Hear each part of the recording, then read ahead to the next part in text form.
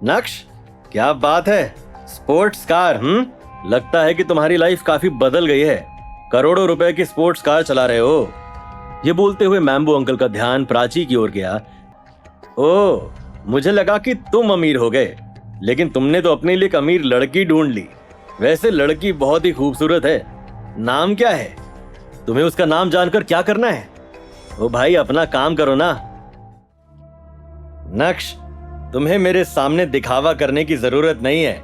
मैं देखकर ही समझ जाता हूं कि चल क्या रहा है। दरअसल जब मैम्बो अंकल ने प्राची को देखा तो उन्होंने मन ही मन मान लिया कि ये स्पोर्ट्स कार प्राची की ही होगी, और इसी के साथ उनके गंदे दिमाग में ये ख्याल आया कि नक्श और प्राची के बीच जरूर कोई रिश्ता है। अनिका की पसंद की दाद देता हूं। तुम तो जावेरी खानदान का हीरा हो, हीरा, सुधरा हुआ और खुदरा हुआ हीरा। चूंकि मैम्बो अंकल ने जानबूझकर ऊंची आवाज में यह कहा था, इसलिए आजू बाजू के लोगों ने भी सब कुछ सुना, और अब वो भी नक्श को देखकर तरह तरह की बातें बनाने लगे थे। ओ, तो ये है जावेरी खानदान का दामाद, घर में घर वाली और बाहर बाहर वाली। मैंने तो सोचा था कि जावेरी खानदान का दामाद काफी अमीर होगा, लेकिन यहाँ तो ये दामाद अपनी बीवी को छोड़कर किसी पराई अमीर लड़की के साथ घूम रहा है, उसके पैसों पर अय्याशी कर रहा है। जब नक्श ने लोगों के मुंह से ये सब सुना तो उसका चेहरा गंभीर, बहुत गंभीर हो गया था। हालांकि प्राची, जो नक्श के ठीक बाजू वाली सीट पर बैठी थी, वो ये सब सुनकर नक्श से भी ज्यादा फ्यूरियस हो गई और तुरंत ही कार से बाहर निकलकर मैम्बो अंकल की तरफ बढ़ी। तेरी ये हिम्मत कि तूने मुझे मारा? तू जानती भी है मैं कौन हूं? क्या तुम नहीं जानते कि ये जावेरी खानदान के दामाद है? थोड़ी सी भी रिस्पेक्ट दी होती ना तो तुम्हारे गाल पर मेरे हाथ की उंगली नहीं छपी होती। तेरी तो क्या अपने आप को बहुत पावरफुल समझते हो? जाओ, मैंने मारा, अब बताओ क्या कर लोगे? मैम्बो अंकल के पास बोलने को कुछ भी नहीं था। अपनी सेक्रेटरी के सामने वो एक लड़की से चपेड़ खा चुके थे। उनकी आंखों में नक्श और प्राची के लिए सिर्फ गुस्सा भभक रहा था। मैम्बो अंकल का बैंड बजाने के बाद प्राची पीछे मुड़ी और नक्श की कार की तरफ बढ़ी। कार में बैठने के बाद उसने कहा, क्यों जीजू, मजा आवी गियो? खूब मजो आवी गियो। जीजू, मुझे लगता है कि आगे भी ऐसा ही ट्रैफिक जैम होगा। आपको मुझे घर तक छोड़ने की कोई जरूरत नहीं है। मैं नहीं चाहती कि आप मेरे पीछे अपना कीमती समय बर्बाद करो। आप मुझे यहीं उतार दो। ठीक है, ध्यान से जाना। आज चित्रा ने जिस तरह से नक्श के साथ बिहेव किया, उसे ध्यान में रखते हुए नक्श का वापस से घर जाने का मन नहीं कर रहा था। नक्श ने अपनी कार को भानुशाली ग्रुप के ऑफिस की तरफ मोड़ दिया था। कंपनी पहुंचकर नक्श सीधा अपने कैबिन में गया और उसने अनिका को मैसेज किया कि वो आज रात घर नहीं आएगा। सर, ये आपको mister Karthik, prime star hotel, और miss Himani, Badani group of companies की तरफ से आए हैं। उन्होंने कहा कि आपके लिए गिफ्ट हैं। हिमानी और कार्तिक? जी सर। ठीक है, समझ गया। तुम जाओ और अपना काम करो। नक्श को बहुत अच्छे से याद था कि कार्तिक ने उसे पहले भी एक पिल दी थी, और उस पिल को खाने के बाद नक्श के शरीर में बहुत बदलाव आ गए थे।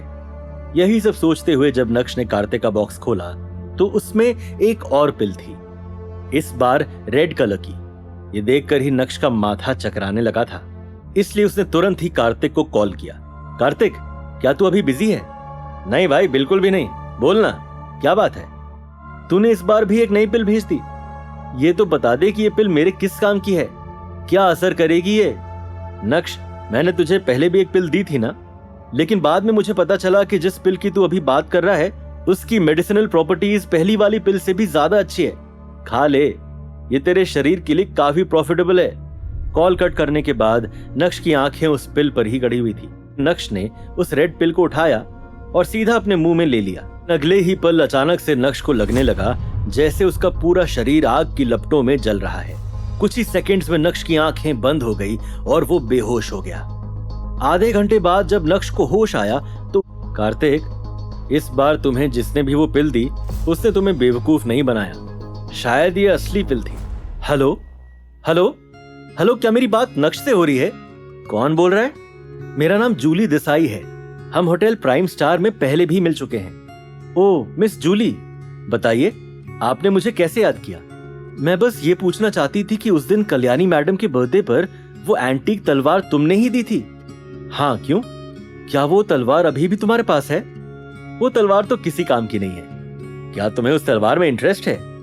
नक्श, शायद जावेरी खानदान के लोगों को उस बारे में कुछ पता नहीं है, लेकिन इसका मतलब ये नहीं है कि सभी लोग बेवकूफ हैं। मैं यकीन के साथ कह सकती हूँ कि तुम्हारे पास जो तलवार है वो राजा वीरभद्र सिंह की है, जो 11th सेंचुरी में राज किया करते थे। अच्छा ठीक है, तो तुम्हें आखिर मुझसे क्या चाहिए? परेशान मत हो, मुझे तुमसे वो तलवार नहीं चाहिए। मुझे तो बस उस तलवार की कुछ फोटोज लेनी है। एक बार उस तलवार को अपने हाथों में लेकर देखना चाहती हूँ। अच्छा, तो ये सब तुम्हें कब करना है? रियली? अगर तुम अभी फ्री हो तो तुम मेरे एंटीक स्टोर आ सकते हो। मैं तुम्हें एड्रेस भेज देती हूँ। मैं तुम्हारा यही इंतजार करूंगी। कौन थी ये जूली? क्या मिस जूली और नक्श के बीच होगा कुछ ऐसा जो बदल देगा अनिका की जिंदगी? कब और कैसे शुरू होगा नक्श पर रेड पिल का असर? क्या होगी मैम्बो अंकल की अगली चाल? कैसे लेगा वो अपनी बेइज्जती का बदला?